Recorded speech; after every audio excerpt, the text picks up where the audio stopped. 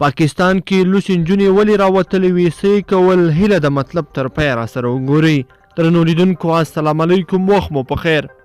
د پاکستان پنډۍ ښار ته لوسې نجونې راوتلې او څو ساعته په بازارونو کې ګرځېدلې دي.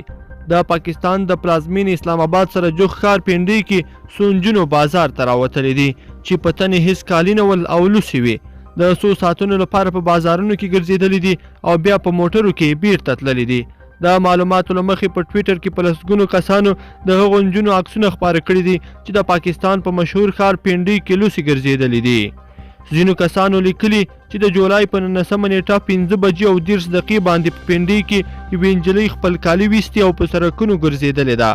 دوی وایي چې دغه نجلۍ د اسکو نه تر قاسم مارکیټ پورې تللې ده چې هلته بیا موټر ته ختلې ده او همداراز له هغه ځایه پیروادایي ته تللې ده او بیا پېښور موړ ته تللې ده.